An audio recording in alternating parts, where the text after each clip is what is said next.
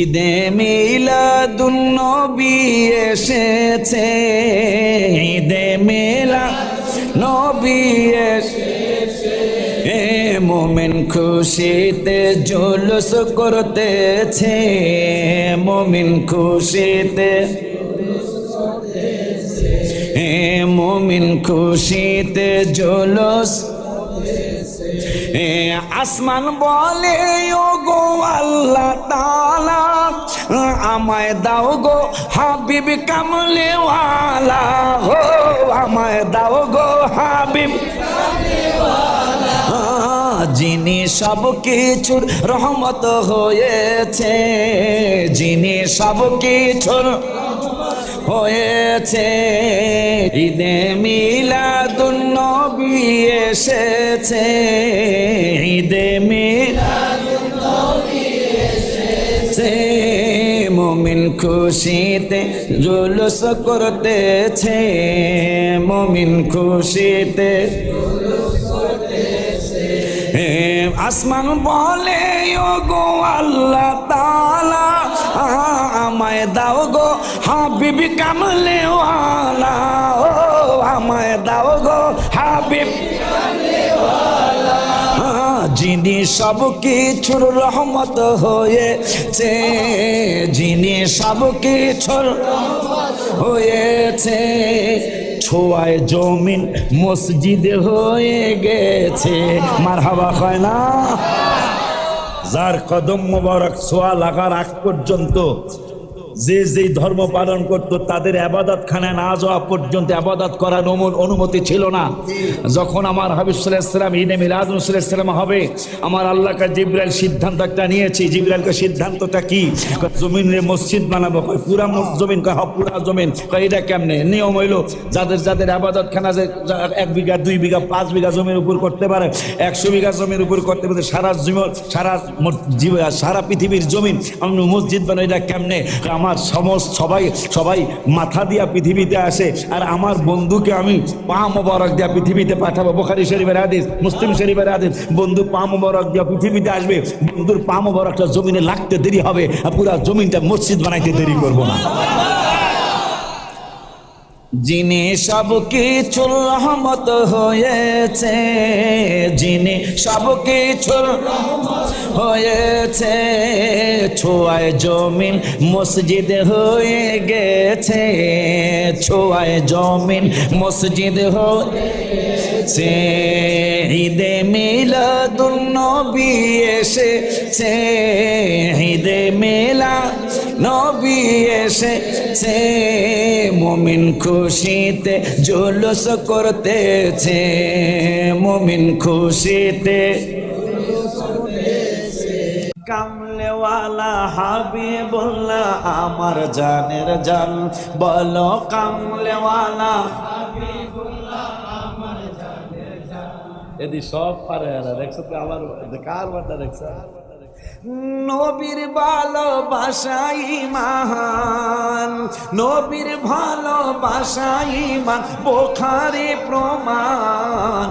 আমার জানের জান নবী কামলেওয়ালা হাবিব, জানের জান নবী কামলেওয়ালা নবী ঈসা পয়গম্বর, আল্লাহর কাছে কয় আবদার। হায় হায় নূর নবীজির উম্মত বানাও ও গো পারওয়াল, হায় হায় নূর নবীজির উম্মত বানাও বাজান রে। মোর নবীর সম্মানের মতো, মোর নবীর সম্মানের মতো কারো নাই সম্মান। আমার জানের জান নবী কামলেওয়ালা হাবিব, আমার জানের জান নবী কামলেওয়ালা। আমাদের প্রথম বাবা মা দুইজন আদম হাওয়া মা, হায় হায় নূর নবীর উসিলায় তাদের হইল ক্ষমা। বাজান রে বিবাহের মোহরানা দুরূদ,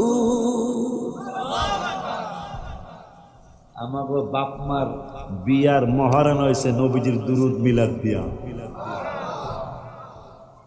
প্রথম বাবা মার বিয়া আমার রসুলের দুরুদ সালাম, বিবাহের মহরানা দুরুদ, কিতাবে প্রমাণ আমার জানের জান ওই নবীজি রহমাতুল আলামিনের বুখারীর হাদিস।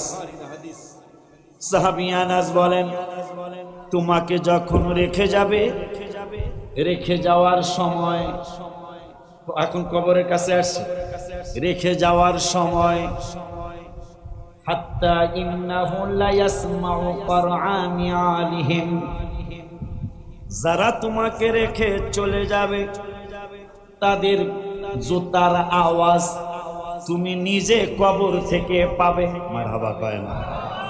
যাকে তোমরা রেখে গেলাম এই লোকটার কানের পাওয়ার এতই বেড়ে যাবে, তোমরা যখন একা একা চলে যাবে, মন খারাপ, বাবাকে রেখে গেলাম, মাকে রেখে গেলাম, দাদাকে রেখে গেলাম, দাদিকে রেখে গেলাম, মনের মধ্যে কষ্ট।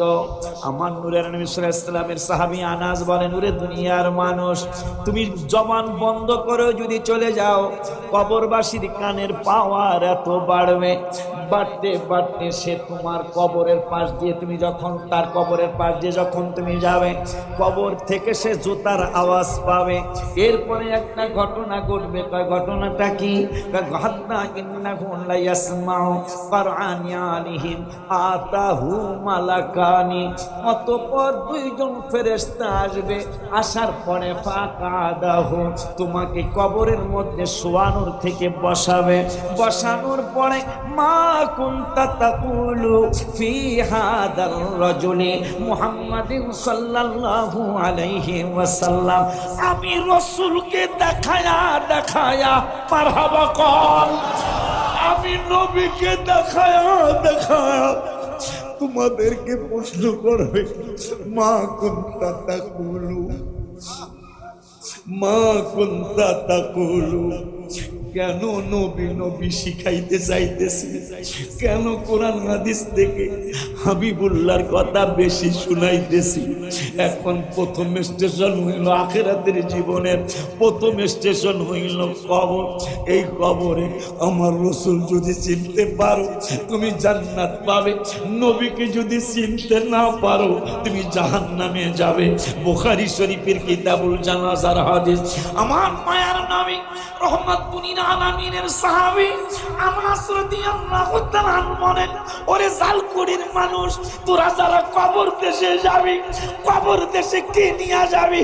বুখারী থেকে শিখে যা, বুখারী থেকে শিখে কবরে যা, নবীকে না চিনিয়া কবরে যাইস না।